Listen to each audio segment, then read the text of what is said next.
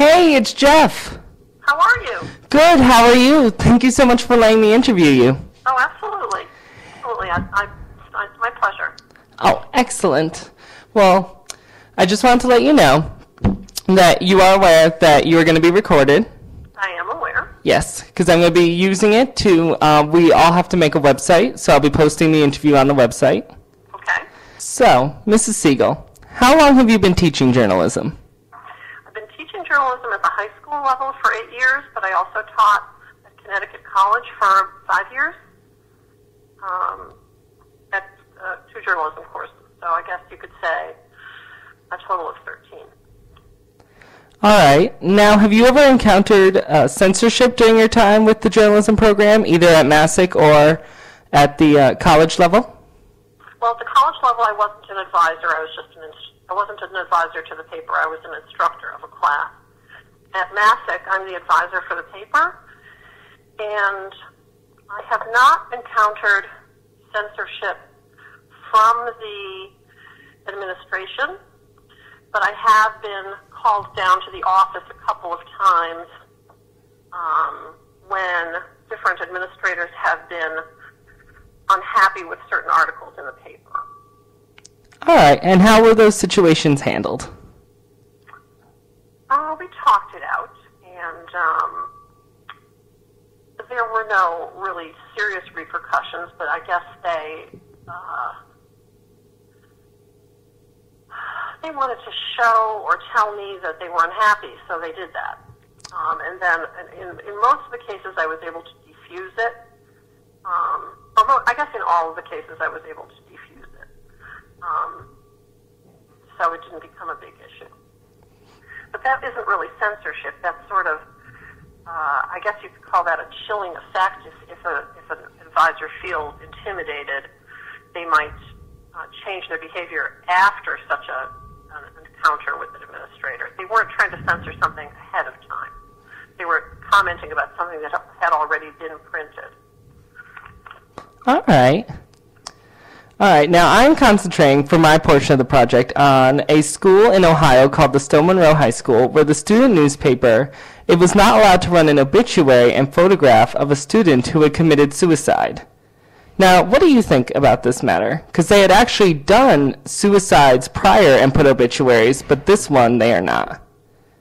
Oh, I can say from personal experience, not at Masuk, but with two of my children have been newspaper editors at their high schools in Fairfield, Connecticut, and both of them ran articles about suicides that occurred while they were students.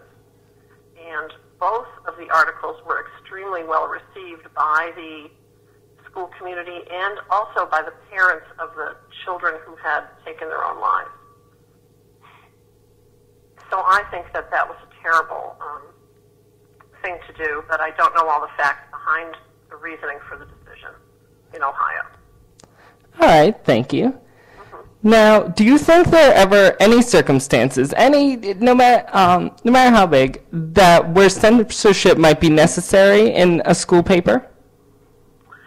Well, I think that I have to say that I think that with an appropriate adult advisor, you probably can guide students in such a way that they are not going to,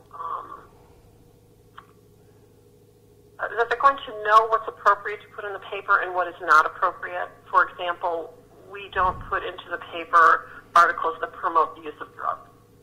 And they understand that since they're funded by the school, that they wouldn't want to put those articles in there that would be sort of against the what's expected of them. So,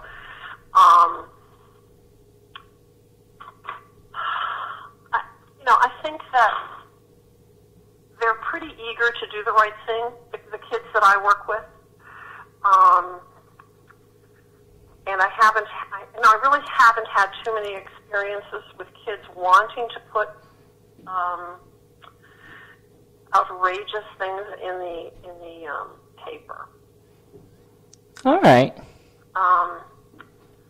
We have a very controversial issue that came out today, but I think it was extremely well done. It covers the school budget in town and all the debates about the school budget. So I'm expecting I may get called down to the office, actually, on that one.